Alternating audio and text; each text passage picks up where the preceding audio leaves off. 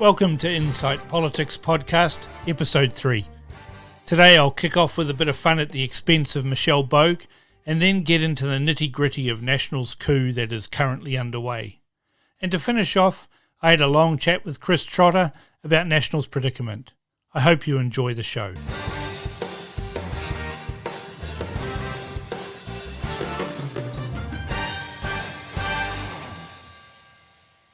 I once mocked Rachel Smalley for a ridiculous on-air statement. Get a load of this. And we'll be talking about the new planet, Kepler. Kepler is actually a type of bulletproof vest, but anyway, you might want to rethink that name, I think. But the new planet, 1,400 light years away. We'll look at this with an astronomer. And then along came Michelle Boag. Last week, Smalley, standing as the stupidest woman on radio, was finally challenged. Rachel Smalley used to love to tell anybody in the News Talk ZB newsroom who would care to listen that she was the only serious journalist in the place. But now there's a new queen of stupid, Michelle Boag. Really intrigued by a very interesting article I read in the Herald this morning by Gary Payenda, who's an emergency doctor. And he was putting the whole thing in perspective in terms of this particular virus. Because, of course, we're sort of acting as if this has never happened before. We've got to remember, this is COVID-19. Presumably there's been 18 other coronaviruses on the way to get to 19. Of course, smart people know the World Health Organization announced the official name would be COVID-19, which is a shortened version of Coronavirus Disease 2019.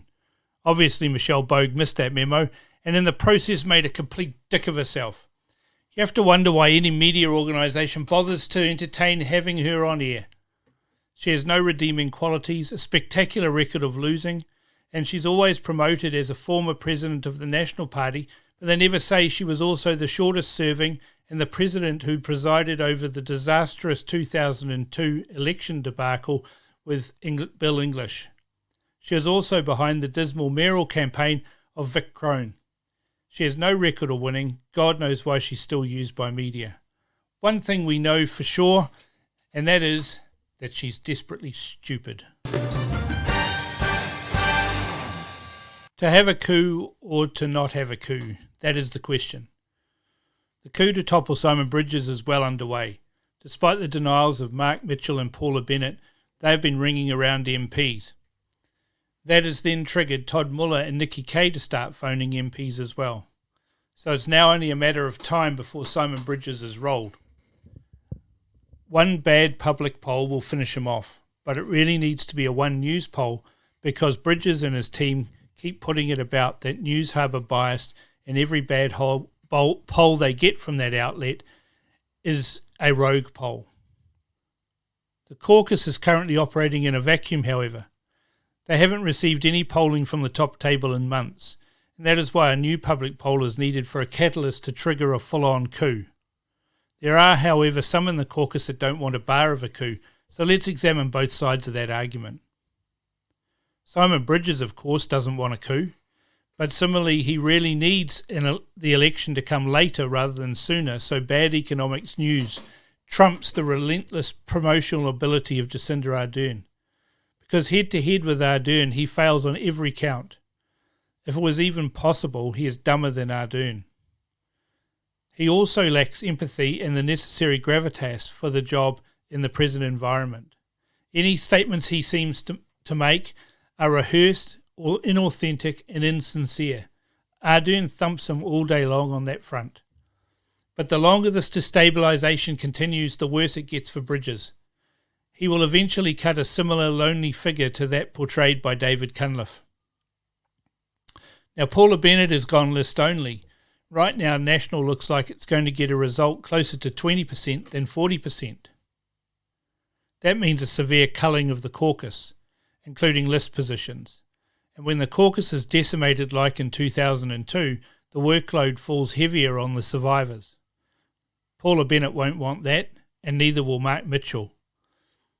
Plus, Paula Bennett will cop the blame because she's not only the deputy leader, but also the campaign manager. She needs a coup to try to stave off copping the blame. Mark Mitchell is her stalking horse. The problem, of course, is that she's recognised as toxic by a large proportion of caucus. Jane Patterson of Radio New Zealand didn't even name Mitchell or Bennett as credible leadership options in her column on Friday. Todd Muller and Nikki Kaye were named, and despite the claims by their unofficial spokesman Matthew Hooton, they are indeed ringing around.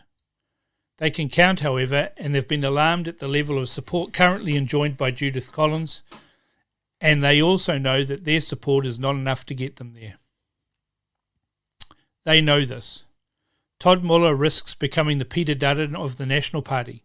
They share the same hairstyle, and now it appears the same ham-fisted will-he, won't-he leadership ambitions. Worse for them is their team of supporters are what I call the wet team. And when I say wet, I mean sopping wet, like the Pacific Ocean. Most of them are urban and very liberal. They are also the ones most vulnerable to losing their list places or their seats. Nikki Kaye barely holds Auckland Central, and a modest swing such as that experienced in 2002 would wipe her out. Nicola Willis is barely on the list, and she'd be gone, and a swing would also take out Chris Bishop. All of them are former staffers: Kaye, Bishop, Willis, Muller. I might also add, so too was Matthew Hooton, hence his undisclosed cosy relationship with them. There is also a malign influence of Michelle Boag in this mix, who is very, very close to Nikki Kaye. If they don't go for a coup, then come the end of September, they won't be participating at all in selecting who should lead after Simon Bridges tanks the party. They'll be in the unemployment queues along with 200,000 other Kiwis. And if they don't roll Bridges, then, like 2002, they are choosing to continue in opposition for probably 2 more terms. You need an Orewa speech to deliver a catalyst to recover like Don Brash did for the 2005 election, but National still lost that one because they were starting from so far behind. Just to reiterate, a loss of 2002 proportions likely means 2 more terms in opposition, and I'm not sure there's too many MPs currently that want to spend another 2 terms in opposition.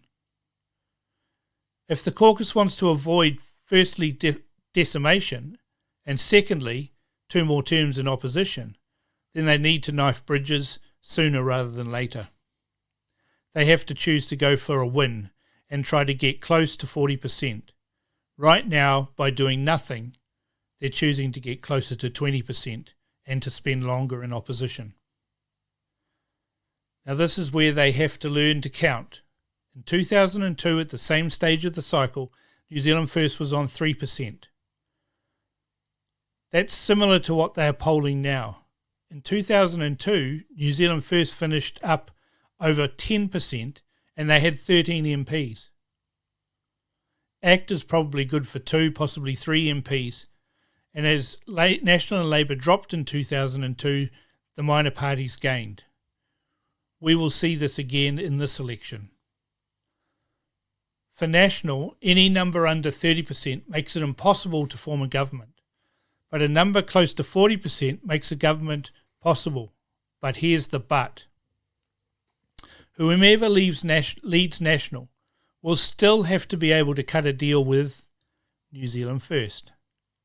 Otherwise, it's opposition again. Can Todd Muller and Nikki Kaye cut a deal? I don't think they can. Bill English couldn't. Don Brash didn't really have enough to try, but can Muller and Kaye cut a deal? I suspect not. Bridges has already counted himself out with his no-deal stance. Right now, National are condemned by that stance. Of course, by now, listeners will be screaming that Winston can't be trusted and it should still be no. They will say Winston will go with Labour, but consider this. What if National did, with a change of leader, get enough for there to be a choice for Winston?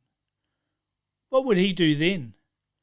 Choose Labour and forever be known as a toady to their whims? Or choose National so that the kingmaker shtick he runs will still be valid? I think that if a deal is possible, his caucus would choose National. But would National's caucus give them that chance? Only time will tell, But right now, with Simon Bridges and the cancer of Paula Bennett leading them, they won't ever have to know what Winston would do, and neither would about 15 members of the caucus, because they will have been wiped out. Bridges should be the master of his own destiny and resign. Then he can tell them all to get stuffed, and then plod off back to Tauranga. His loss of leadership could then be blamed on a comorbidity. Did he die from COVID-19 or with COVID-19? I'm going to now welcome Chris Trotter, a true cloth cap socialist in the absolute truest sense of the term, to this Insight Politics podcast. Welcome, Chris. Good morning, Cam. And a beautiful, bright Anzac Day morning it is. It is, and I managed to commemorate Anzac Day by firing off my cannon from the front lawn. As you do. Why am I not surprised that you have a cannon? Well done. Well done. If you have a cannon, one must use it. Indeed. The Chekhov principle. If you hang a musket on the wall in the first scene, you must use it by the last act. That's right. Dead right. Speaking of firing things, what do you make of the situation with Simon Bridges and the leadership of the National Party, bearing in mind that you've written an article on the Daily Blog extolling the virtues of keeping him, but I think you might have been a little bit tongue-in-cheek for the cause of the left with that.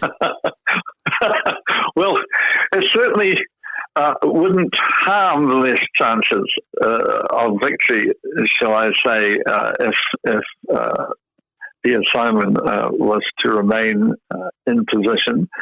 It wasn't entirely tongue-in-cheek, though, because I look along the benches of the opposition, and I really can't see anyone who would improve the situation to the extent of making the upheaval involved in a leadership spill worth all the damage that it inevitably does to a political party. The problem, I think, is with Simon's conviction that he is the man for the job, when most of the polling, certainly the favourable, unfavourable ratings, would suggest that he isn't. What was really unusual about the way in which Jacinda Ardern came to the leadership of the Labour Party was the fact that the incumbent stood down and essentially opened the door for Jacinda Ardern to walk through. A true bloodless that doesn't happen, really, wasn't it? Yeah, that doesn't happen very often. Usually there are one or two bodies with knives buried deep in their backs after a leadership spill, and that goes on and on and on in terms of bitterness and recrimination and a desire to be avenged. I mean, the great virtue, and also in some respects the great problem of democratic politics, is that if you fail, you don't die. You go on breathing. In Henry VIII's in Henry VIII's court, as Thomas Cromwell found out, if you make a really big mistake, you lose your head. Well, there is some merit. There is some merit in bringing back duelling, isn't there? I don't know about dueling, but certainly in the past, politics at the highest level was a zero-sum game. If you won big. If you lost, you died. And until very recently, I mean, that was the case. Think of Soviet Russia. Virtually all of the Bolsheviks that made the revolution in 1917 were dead by the end of the 1930s. Well, I remember Stalin had a philosophy that one or two deaths were a tragedy and 1 million deaths were a statistic. Well, that's right. He also said most of the world's problems are caused by people.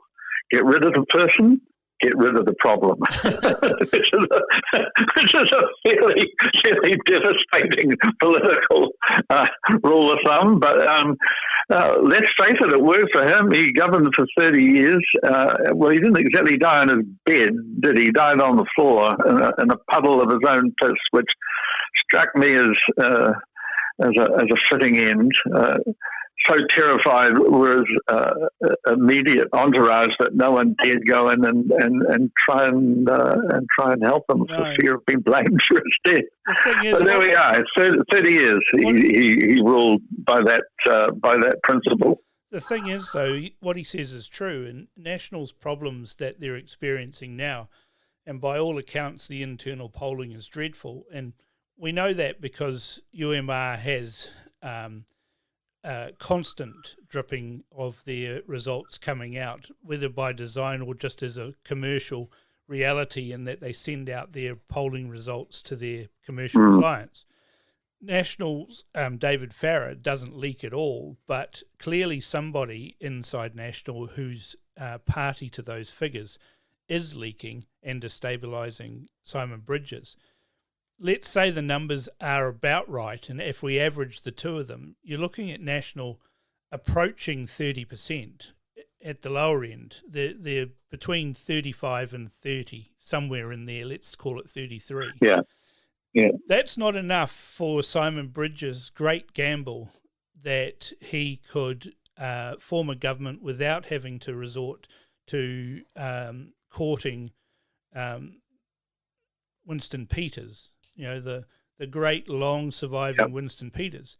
It was a brave position, and a brave position you could make if you're polling in the high 40s, but it's not a brave position if you are polling in the 30s, is it? It's stupid. No. One of the problems that besets National now, among many, is that the current popularity of the Labour Party, which the same polls show hovering around the 50% mark, is so substantial that there is a very real chance that both of its coalition partners may dip below the 5% MMP threshold, which would be wonderful news for the Labour Party, of course. They could govern in their own right. But that too is very bad news for National, because it removes the possibility of there being anybody other than the Labour Party itself that they could possibly form a government with. The reality, though, Chris, is that no single party ever in the history of MMP, either in New Zealand or anywhere else in the world that uses an MMP system, has ever scored a majority enabling them to govern alone. So the chances of it shouldn't be possible. I think the only thing I would say is that we are in the midst of a 100-year event, and it may be this event which proves the rule. However, and I'm sure we'll get onto this, the first part of the pandemic movie is all about the Jacinda and Ashley show and the lockdown and the dwindling numbers of cases, and it's all pretty heroic stuff, and everyone's feeling justifiably proud of themselves. But that's just the first 20 minutes of a 2-hour movie. The rest of the movie is not going to be quite so bright and breezy, I suspect. Especially once people realise that the 5 weeks holiday that they've been enjoying is going to end with unemployment. And that's going to come screaming home, but I just don't think it's going to come screaming home fast enough for Simon Bridges or for National at this stage. And what I'm looking at is that we're looking very similar in this terms of the same time frames and the stage of the cycle as 2002. It's uncanny how close they are. For example, on the 7th of June, NBR did a poll with Labour showing them at 53%. TV3 did a poll, 56% for Labour. National was at 29 and 24. That was the high point for Labour in 2002, and then from then on in the campaign, both Labour and National fell off a cliff to the benefit of the Greens, and in particular New Zealand First. Now, before that, New Zealand First was polling at around about 3%. Everyone was chortling that Winston was a goner. And then in the election result, New Zealand First ended up with 10% and 13 MPs, whereas we know National, under Bill English, crashed to 20.93%. And it's important to use that 20.93% because it isn't 21%.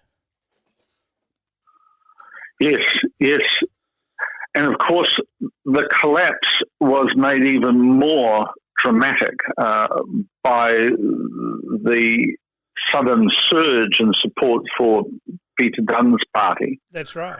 Which was the coup de grace, really, for poor old Bill English's National Party. I mean, without the intervention of Peter Dunn and his turning of the worm in the famous TV debate, then I think National would have hovered somewhere. It may have fallen below 30, but it wouldn't have fallen all that far below 30. But with Peter Dunn's assistance, it crashed. I think the first time the Labour Party went out on its own was in 1919, and I think it got pretty close to 20% on its first trot, but I don't think it ever got less than 20% in all the years that followed. It came crashing down and went to 24, 25% under Gough and David Cunliffe. But it never fell. It never fell as far as National did. As National, no. And what that did in 2002, and why I'm using this to conduct this analysis, is that National's in very, very real risk now of heading in the same direction. They're hovering just over 30. They're squeezed out of the election coverage or any coverage at the moment. The general population, the longer they meet and see Simon Bridges, the less they like him. You just can't win in an MMP election if your leader is unlikable. It doesn't matter how skilled they are or how many degrees they are or whether they're hard workers. If the electorate perceives you to be a dick, then they don't vote for you or your party. Well, as someone who is a strong supporter of David Cunliffe, I know only too well how true that is, Cam. I like David at a personal level. I thought he was a good person, but when he actually became the leader of the opposition, he was the proverbial dog that had caught the car. He just didn't seem to have any idea what to do with it. In pursuing the leadership of the Labour Party, he was near perfect. He was willing to take the blows when the blows needed to be took, and he never wavered, and he pursued it to the end, and he won handsomely in terms of the election among Labour Party members, a bit like Jeremy Corbyn, loved by the membership. Not so much by the electorate. by the electorate. So that is a very true statement. If people don't like you, if you've done something which makes people go, "Oh, what a dick," then your chances of winning are non-existent. I mean, I can see something, even as you described National's predicament. A real possibility arises in terms of the way New Zealand First conducts itself in the forthcoming election. Simon Bridges, quite rightly, is presenting himself as the saviour of the small business person, an important part of National's electoral base, one of its really, really important That's right. parts.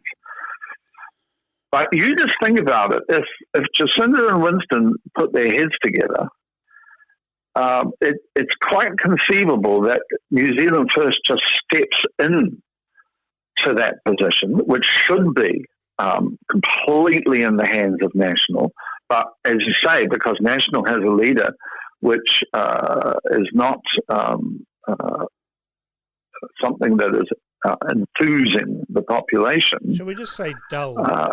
Dull's a good it's worse than that. I mean, the thing that I find most difficult to bear about Simon Bridges is there's a whiny sense about him. Now, I don't know. It's rehearsed, too. It's rehearsed and inauthentic. You know, I've been watching every one of these committees. People will think, geez, Cam, what did you do that for? Well, it's one of those things that I do when I'm studying politicians to find what their tells are, to find what their weaknesses are. I sit there doing work, listening to the politicians conduct meetings or making speeches or doing whatever. And by hearing without looking, without seeing, you can find their tells. Now, Jacinda Ardern's got a tell for sure when she's faking it. And she has this sort of a little intake of her breath as she wraps her mouth around her teeth and then puts on her frowny face, and it comes off as a sort of a before she starts speaking. Simon Bridges. Yeah. Simon, that's true. She does. Yeah. I had noticed that, but until you said that, I didn't realise I'd noticed that. But and if she wants to be really, true. If she's trying to appear to be very sincere and caring, then it's usually with a and then she talks, with a and hiccup. Now Simon Bridges doesn't have that. But what he does have are rehearsed lines that he forgets. And a classic example of that is his, the medicine is worse than the cure. Now, everyone... I know. I know. I mean, it's just so... But he keeps saying it because it's stuck in his brain now. It's like David Shearer had a tell. His was a really bad tell. He's a very smart man, very, very clever. But he couldn't. But he couldn't hold two ideas in his head at the same time.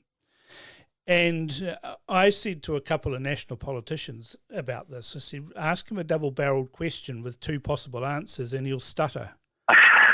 And he did. Well, that's right. And the thing about David Shearer, and I realised this after joining him for a beer in a Kingsland pub all those years ago. He's actually a Rogenome. I think one of the reasons, he went down and worked and filled off. Yeah, he's a very nice guy, and he's a very good person in terms of aid.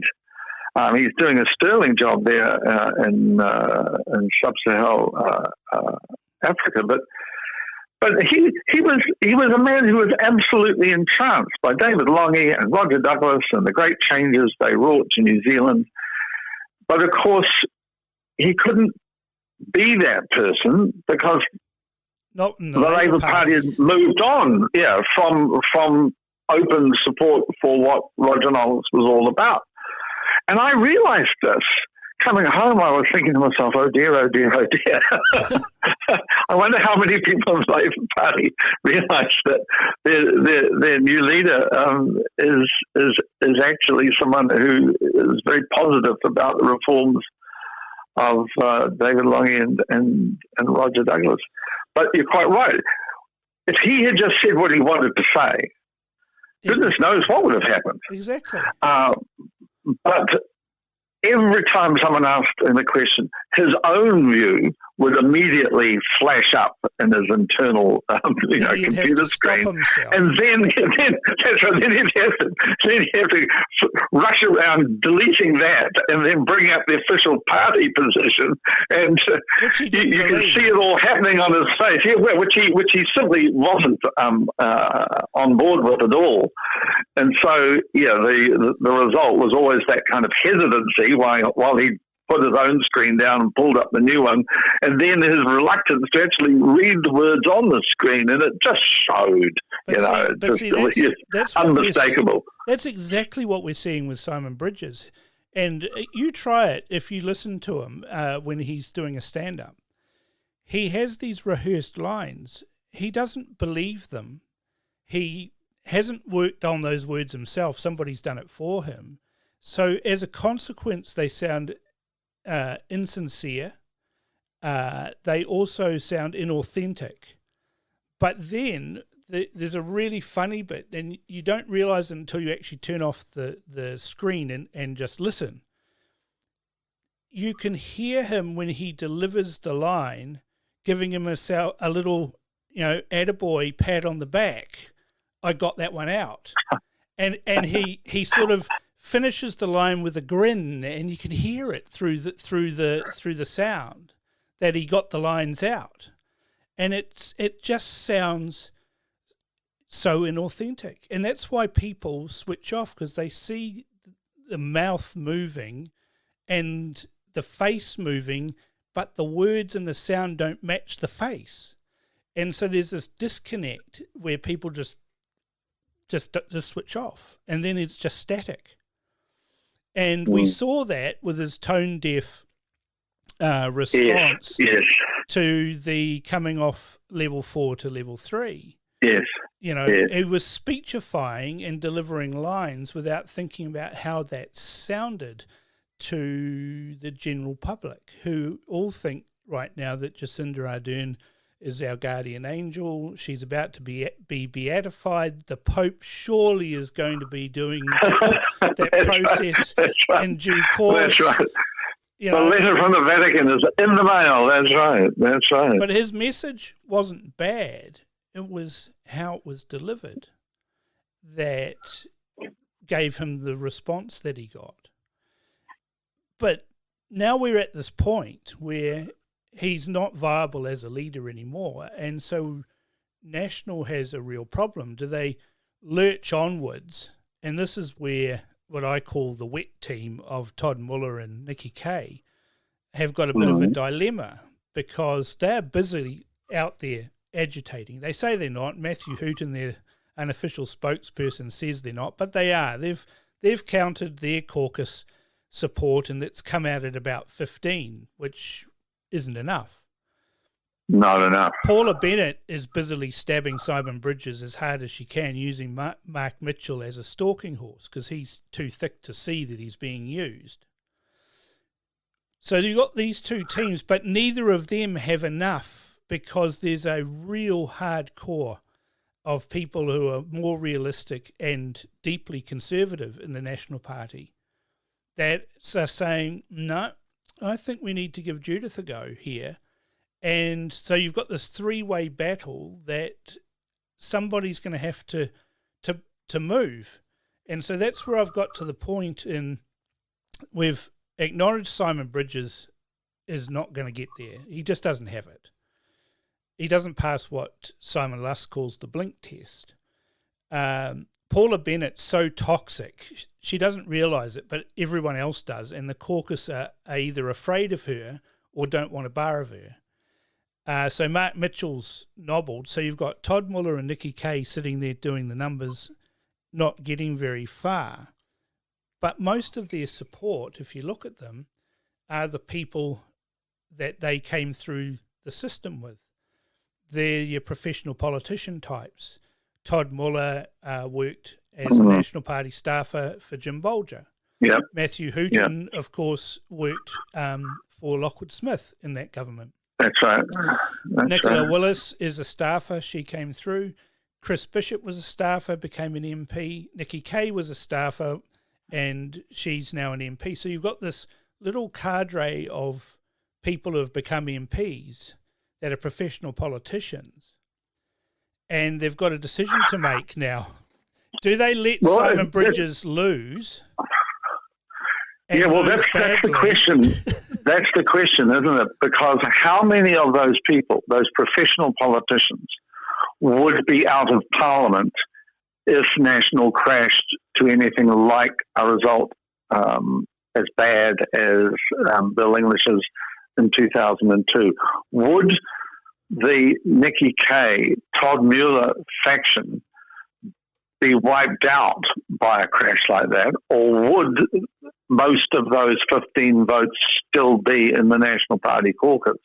Because depending on what the answer is, would depend on whether or not Kaye and Mueller and their supporters make a move either to Judith Collins or to try and save and Simon Bridges and make the best of the situation that they're currently in. That seems to me the question, because what the National Party could do if the polls suggest that things are going from bad to worse is what the Labour Party did in 1990.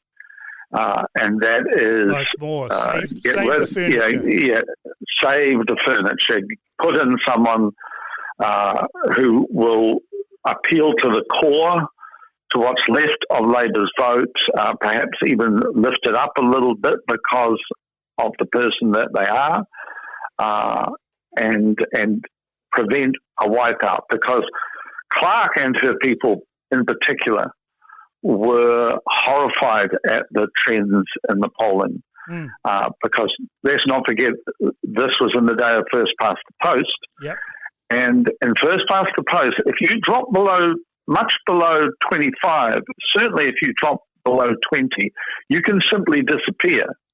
I mean, that's what happened to Brian Mulrooney's Conservatives in Canada. They went from being the government to having, I think, maybe 2 or 3 seats in the House of Commons in Canada, because of the first past the post system. Yep. It can wipe you out once you drop below a certain level.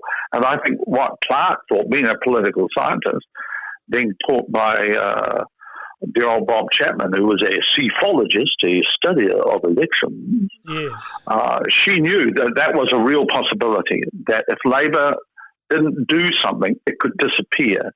So they put in Mike Moore, as you say, to save the furniture. Yep. Well, so that's the position that Todd Muller and Nikki Kaye find themselves in. Todd Muller's okay because he's in Bay of Plenties. That's blue all day long. But Nikki Kaye's at real risk.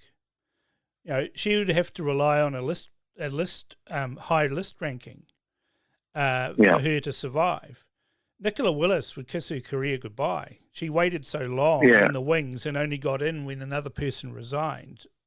She's gone. Well, that's right. And Chris Bishop's would be the same. in a seat which is not exactly solid. No. So you see, he's hard working and all of that. This is the problem when your poll numbers drop. Yep.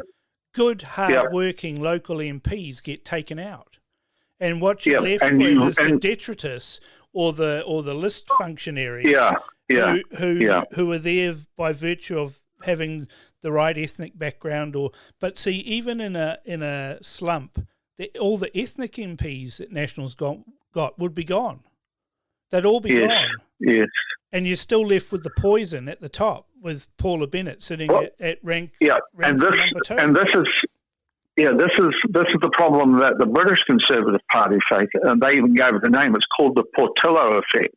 Yes. Because there was an election where Portillo, who was a natural successor, a person who could easily have become a good Tory leader, was actually voted out of the House of Commons. So he was out of the game.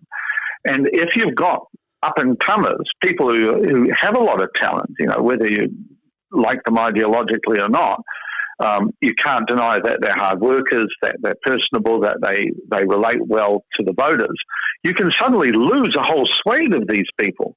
And that's really damaging to the party, because either you've got to put them back, which is tiresome and takes 3 years at the very least, or you've got to find a whole new set to replace them with. So if that's the case, you've answered my question. Well, then the realpolitik answer for Nikki Kaye and Todd Mueller and their supporters is to throw their support behind Judith Collins. And then they get to live to fight another day. And eventually, that's right. Probably eventually they in the spirit, in the spirit of she ain't going to win, but we're going to still be there because of her. Yes.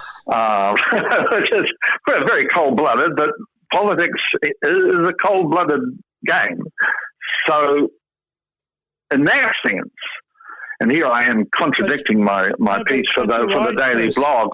But you're right, because the only way they can live to fight another day is to join forces and save the ship, rather than let it run onto the rocks with Simon Bridges, because it will run onto the rocks with Simon Bridges. So they need to fight the other, and so then somebody smart in that group, Todd Mueller perhaps, needs to say, well, I'll be your deputy, Judith, and I'll bring you my people. Yeah. And then it's all over. They simply present the fait accompli to Simon Bridges, and you have a typical National Party coup, rather than the bloodletting that occurs like inside Labour. Oh, gosh, yes. Yeah. Well, you see, this is the problem. I mean, I come from the other side of the aisle, ideologically and also culturally, and I know. I mean, I've lived it. What happens in the Labour Party and the centre left, generally speaking, when the knives come out. I mean, it is bloody beyond belief. Well, then there's the knuckle dusters first to tickle them up before the knives come out. Now, you and I are not afraid of a little bit of argy-bargy when it comes to politics, but the National Party can't afford that, because they need to see. This is the thing that I'm also picking up with all these leaks and all of this discussion and all this number counting.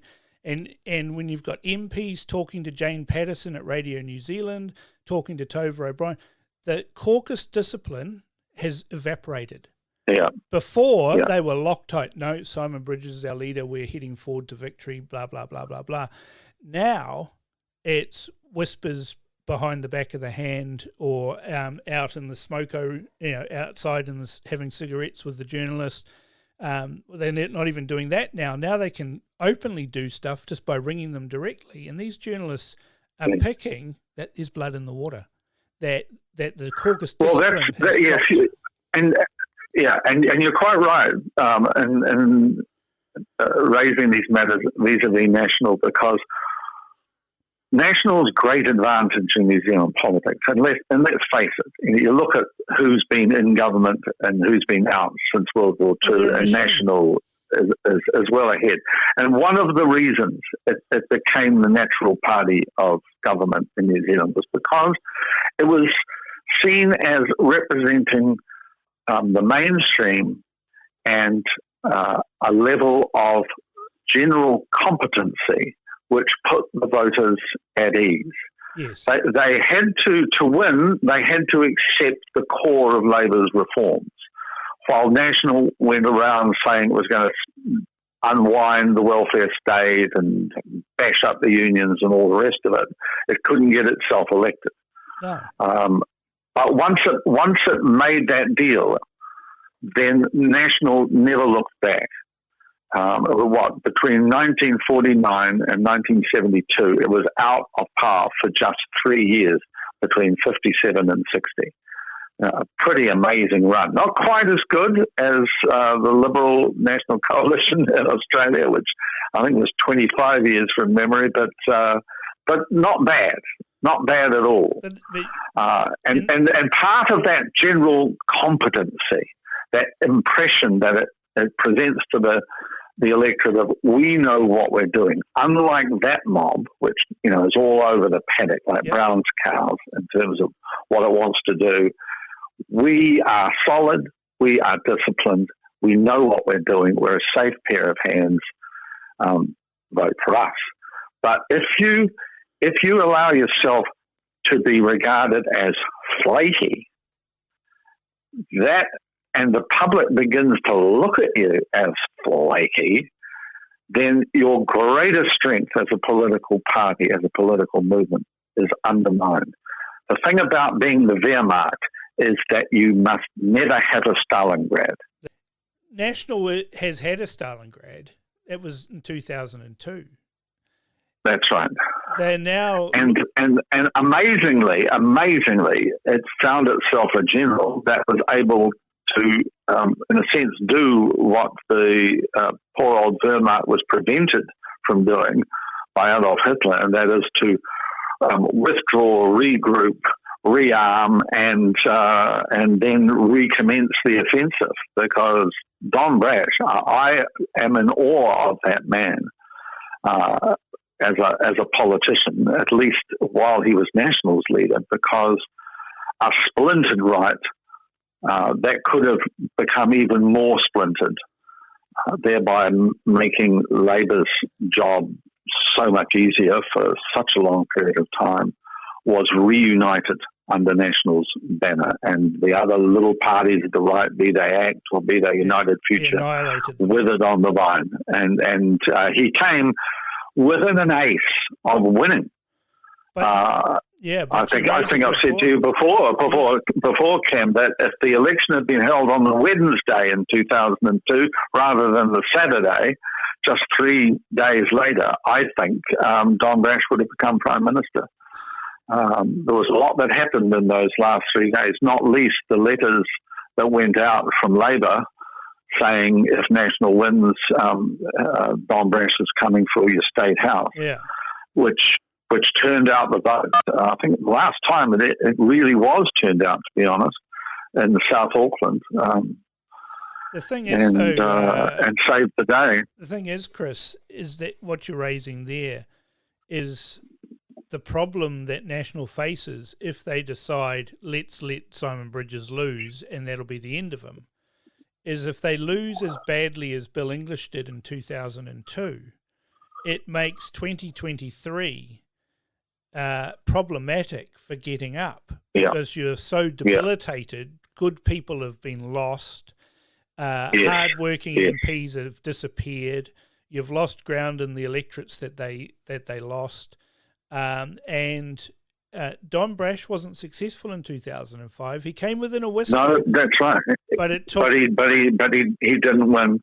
And the thing that I raised in my piece on the Daily Blog, and one of the reasons I'm thinking, just tell Simon to button it down and work closely with Paul Goldsmith, present this image of competency, for God's sake. These guys don't know what they're doing should be the message. Only we can get New Zealand back on track economically. Yes, Jacinda was great up there on the podium and she did a great job on the health side, but dear Lord, just look at the mess the economy is in.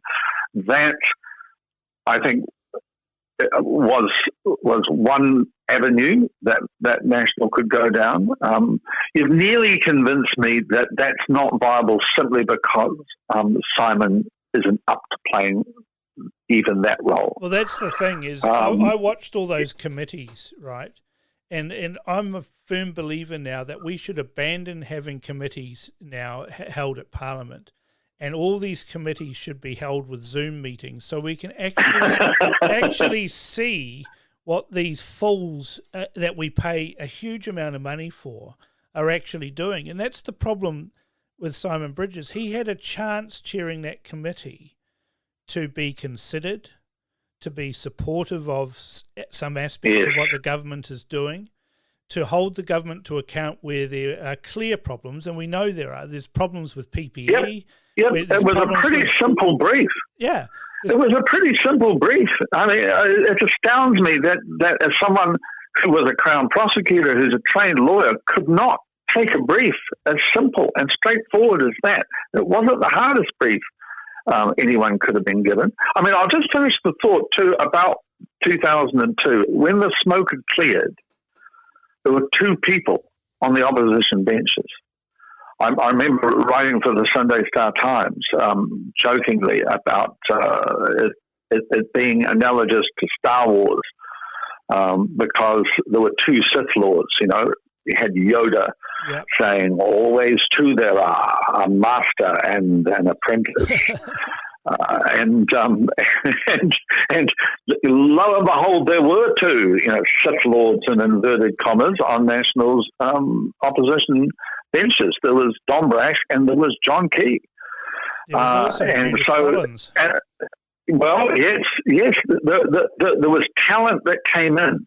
It wasn't all bad. It was pretty bad, but you could see a way back. You could see who could lead National on a way back.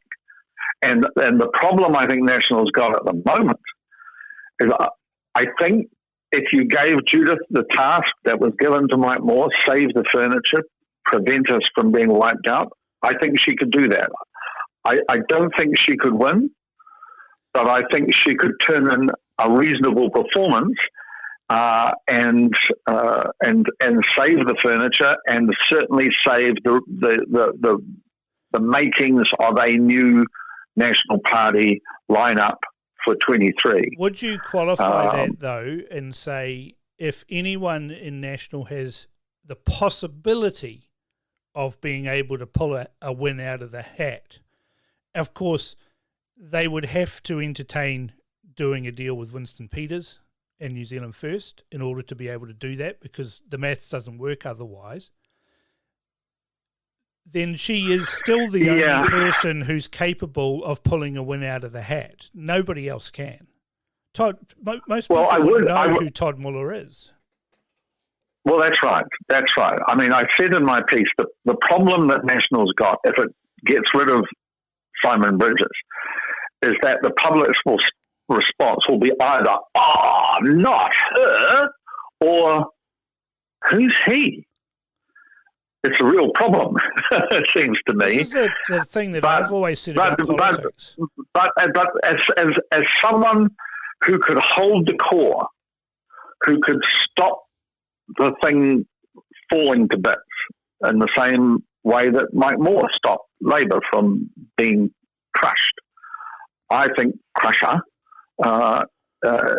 could do that. I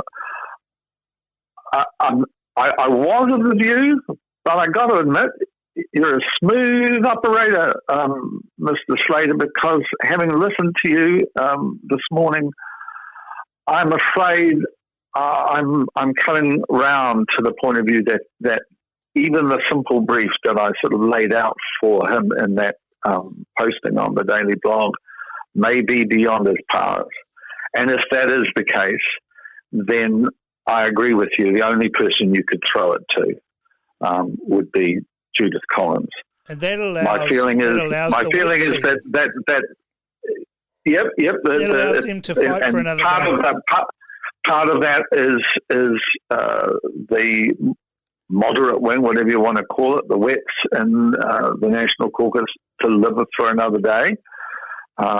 And if everything went spectacularly wrong, and it would have to be like Phil Twyford's all the way down, I suspect, for Jacinda to lose if it still happens in September. But if it is Phil Twyford all the way down to September the 19th, there is a chance that a Judith Collins-led National Party with Todd Muller, the moderate wing of the party, there in the deputy slot, could pull it off. I think, they still need to deal with Winston, though. They still need to deal with Winston. Well, yes. They have to get rid of that "we can't deal with Winston" nonsense. They need to actually get over themselves on that. And that's impossible for Bridges and Bennett and Mitchell to do. Not sure about Todd Muller. Nikki Kay, of course, is close to Michelle Boag, so that may be problematic. But certainly nobody else could make that call. But I can certainly see Judith Collins making that call on a basis that, well, if we want to govern again, sorry guys, but we're going to have to actually use MMP the way it was intended and talk to some other people. Can I just throw in, because I guess looking at my clock here, we're getting to the end. Is a little shout out on behalf of Goldsmith. I think Goldsmith is a secret weapon, or not so secret weapon, for the National Party if he's used adroitly by the leadership, and especially any new leadership that may arise, because he might be a cold fish, but that's what you need. That's what National needs. That's what they need in is famous for. That's right. It's that cold-eyed certainty that is broadcast out there to the electorate, saying they're doing it all wrong, they're making it worse. See, this is what we've got to do. This is the direction we've got to go in. They really need someone like Goldsmith to just be there, to be their rock in terms of economic policy. And he's got to be flexible too, because if he just takes a sort of a hard line, classical liberal approach, then I don't think people will believe him. And the wonderful thing for finance ministers and spokespeople at the moment is that there are no rules anymore. So it's about coming up with a good idea and then presenting it in a way which people will respond to positively. See, I see Goldsmith. It's going to be a fascinating few months. It will, Cam. It really is. It will. I see Goldsmith as a competent finance minister like Bill English. Great finance minister, Bill English. Poor leader. So I see Goldsmith. Yeah. No, he's too cold a fish, I think. Yeah. I think for a leadership role, but I think he's got the makings of a very good National Party finance minister, certainly. Well, certainly the caucus has got some challenges ahead, but maybe if they listen to you and I, they might. Yeah. Just one last question I want to talk to you about, Chris, before you go. Deborah Russell. Got herself in trouble with some injudicious comments in the committee. David Seymour highlighted that, and then uproar ensued with a sort of faux apology yesterday. I'm sorry if any of you were upset, which isn't really an apology, is it? No, that's the apology given when you're not giving an apology. That's right. Deborah Russell is a highly competent woman. I mean, she's got a good academic track record. I won't detract from her in any way in relation to her competence and her credentials. But what she represents is one of the really big problems facing all Labour parties and social democratic parties around the world, which is that they have become very much the parties of the educated middle class. And the world inhabited by the Deborah Russells is a very different world from the one inhabited by 80-90% of the rest of humanity. And when she speaks in the way she did at the committee, when she was just delivering a little tutorial about fundamental economics and the perennial weakness of small business, being its undercapitalized character, the fact that small businesses by and large fail within the first 1 to 2 years. This is just a statistical fact. All of that, the whole tone just reinforces the gulf between that professional managerial class and the rest of us. And it was like Hillary Clinton's infamous comment about Trump supporters representing a basket of deplorables. It just highlights the gulf. As you said right back at the start of our discussion, Labour expects the person in the factory, the guy with the chorus van, the shop assistant. Yeah. Your Waitakere man. All of those people are expected to vote Labour because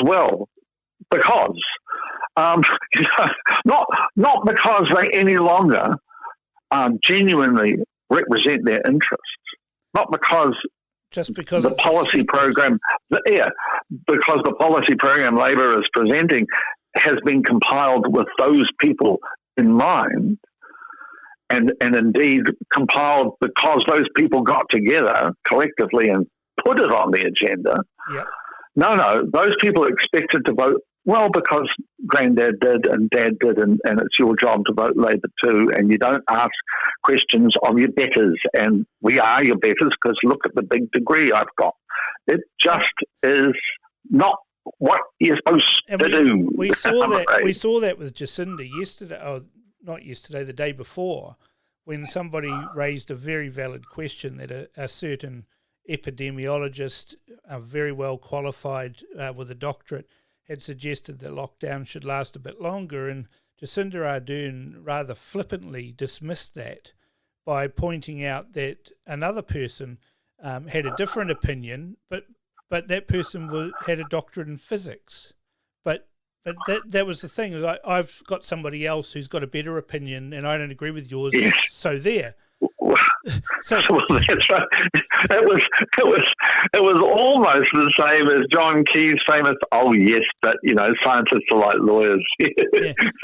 you can always hire one to give you a different opinion. I've got a mate who's a very wealthy person, a bit of a mentor to me, and he's got a far more blunt version of that, and it's that opinions are like assholes. Everyone's got one. Yeah. But back to Deborah Russell, you'll love this.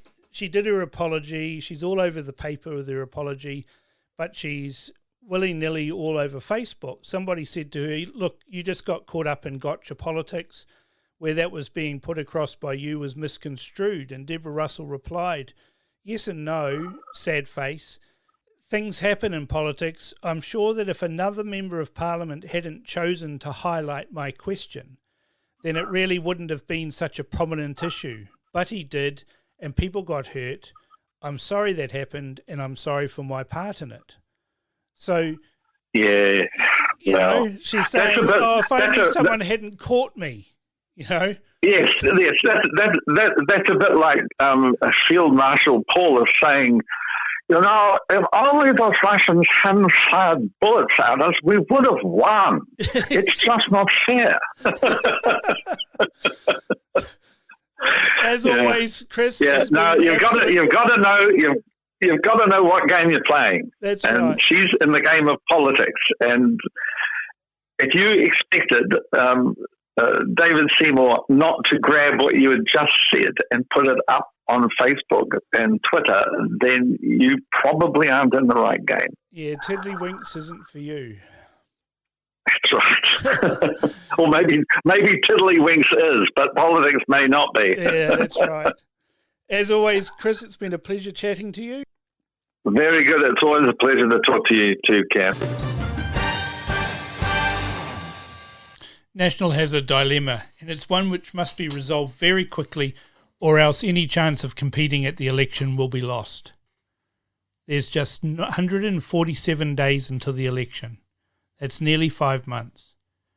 If they move now, then there's plenty of time to mount a credible challenge, and in 5 months' time the government is going to be dealing with mass unemployment and business liquidations. There simply won't be any money in the kitty and lots of bills to pay. When people work out that their 5 to 8 weeks of what they thought of as an extra long holiday has ended in unemployment or bankruptcy, then there's going to be some very angry people. At that point, voters will be looking for scapegoats, and they'll also be looking for someone they can trust.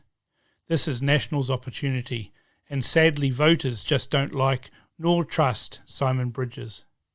If they fail to remove him, then they'll be gifting Labor at least 3 more years, and that's 3 years that they'll use to try and fix their economic vandalism. If they do remove him, then National has a fighting chance. Caucus needs to think of their members and the voting public, not themselves. It remains to be seen whether they'll grasp the nettle or slink off to sulk and wonder what might have been. Thanks for listening, and I hope you enjoyed this chat with Chris Trotter. I'll be talking with other Insight Politics writers as well, so stay tuned. Thank you once again for subscribing. I'll be back with another episode soon.